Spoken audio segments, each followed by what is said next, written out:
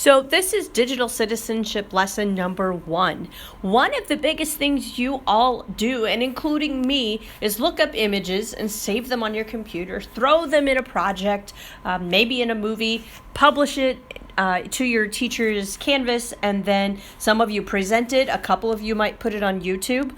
You might even share things on Instagram and Snapchat. But here's the thing. Did you know that you might not be using that image legally? That's for real.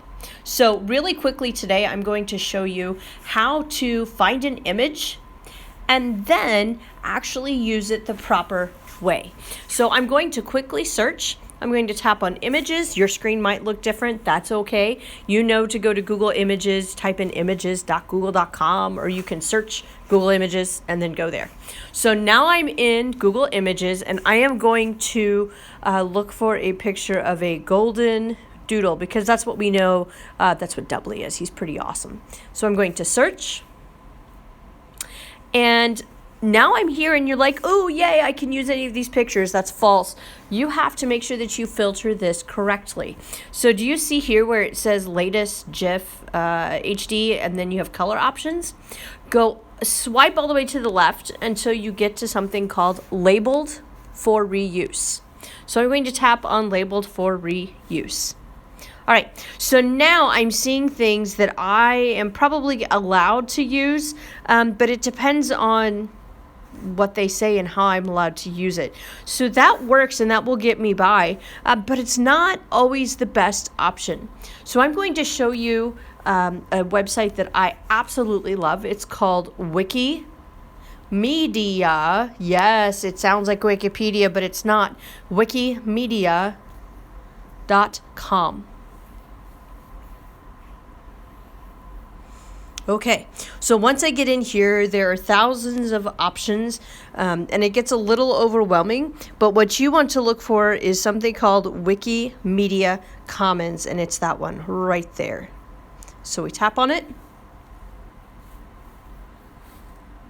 And now I'm going to go in here and then tap on images. I'm going to do a search now.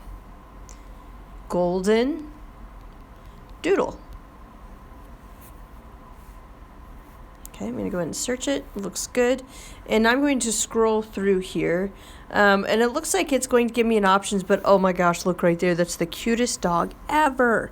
So I'm going to tap on Golden Doodle. And here's my fantastic image. And I'm about to show you why I love this so very much. If you go down here, it tells you who is the author, and what are my rights in terms of using this image. So I have a lot of things that I need to make sure that I'm using this image correctly. So if we look through, it says source. It's his own work. So he didn't take this from anyone.